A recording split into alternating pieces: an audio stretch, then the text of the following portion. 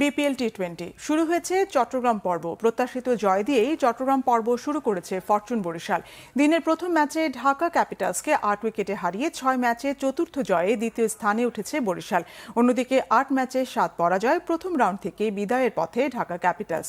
জহুর আহমেদ চৌধুরী স্টেডিয়ামে টস জিতে ঢাকার ব্যাটিং ওপেন করতে নামেন তানজিদ হাসান ও লিটন দাস। এই জুটি 28 বলে 31 রান তোলার পর বরিশালের পেসার রিপন মণ্ডল প্রথম আঘাত হানেন। 17 বলে 2-4-এ 13 করে ফেরেন লিটন। মুনিম শাহরিয়ারকে রানের খাতা খোলার আগেই ফেরত পাঠান পেসার ফাহিম আশরাফ। ষষ্ঠ ওভারে 32 রানে 2 উইকেট হারায় ঢাকা। এরপর মিডল অর্ডারে নামিবিয়ার ব্যাটসম্যান জিন পিয়েরে কোটজে 8, সাব্বির রহমান 10, থিসেরা পেরেরা 0 এবং মোসাদ্দেক হোসেন 11 রানে আউট হলে 100 রানে 6 উইকেট হারিয়ে ব্যাকফুটে চলে যায় ঢাকা। দলের পক্ষে ওপেনার তানজিদ তামিম একাই লড়ছিলেন, কিন্তু 39 বলে হাফ সেঞ্চুরি করা তানজিদ 61 রানে আউট হলে এবং ফরমানুল্লাহ 22 করে বিদায় নিলে 139 রানে গুটিয়ে যায় ঢাকার ইনিংস। বরিশালের বোলিংয়ে তানভীর ইসলাম 3টি এবং ফাহিম আশরাফ নিয়েছেন 2 উইকেট।